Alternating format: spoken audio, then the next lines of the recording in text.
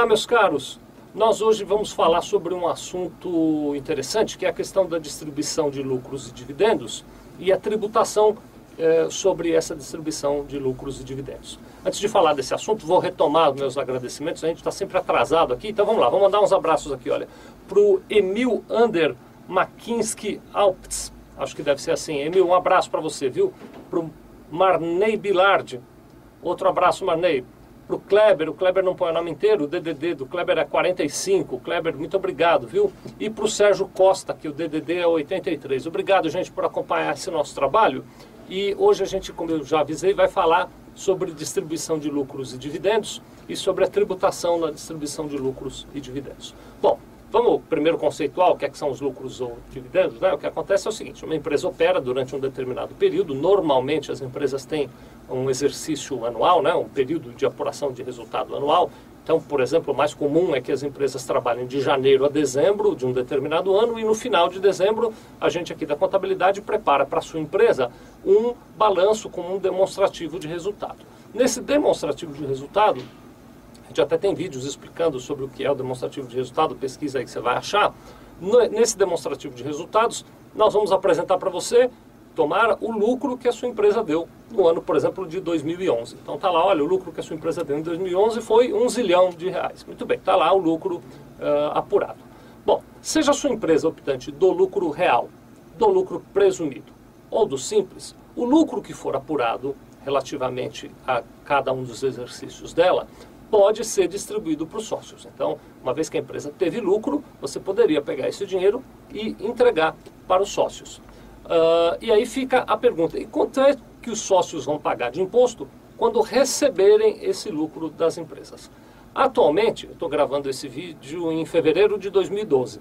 Então, atualmente, em fevereiro de 2012, não se paga nada. A legislação trata a distribuição de lucros ou de dividendos como distribuição isenta de imposto de renda e também não há incidência de INSS. Então, a gente pega aquele R$1 zilhão e distribui para os sócios sem que eles paguem imposto nenhum e a empresa também não precisa pagar pela distribuição. É claro que quem está no lucro real pagou um imposto sobre o lucro, quem está no lucro presumido também pagou um imposto nas regras do lucro presumido, quem está no simples pagou um imposto com as regras do simples, quer dizer, a empresa já pagou um imposto sobre as suas operações, o lucro que sobrou entrega para os sócios não pagam imposto nenhum, nem imposto de renda, nem INSS, e esse imposto não é devido nem no momento da distribuição e nem tampouco na hora de fazer a sua declaração. Quando você for daqui um ano fazer sua declaração de imposto de renda, você coloca esse valor de lucros recebidos como rendimentos isentos.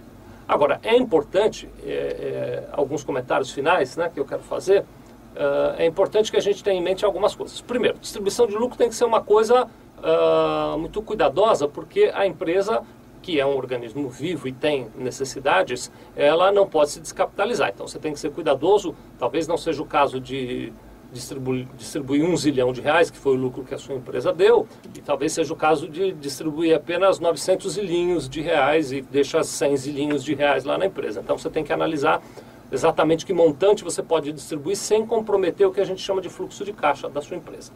Outro comentário que eu quero fazer, só pode distribuir lucro isento, como eu acabei de falar, quando a contabilidade demonstra que esse lucro existe. Então, quem é optante do lucro real, automaticamente faz os balanços, porque a legislação tributária determina. Tem muita gente, não é o caso dos nossos clientes, você que é cliente da Sevilha pode ficar tranquilo com relação a isso, tem muita gente que é optante do lucro presumido e do simples e não faz balanço. Isso é uma coisa que soa até estranho no meu ouvido, né? Eu não entendo como é que uma pessoa toca um negócio sem um balanço, mas enfim. Se você é optante do lucro presumido e do simples, para distribuir lucros isentos, você tem que fazer o balanço e demonstrar na contabilidade que esse lucro existe. Aí você tem o direito de fazer a distribuição, tá bem? Muito obrigado.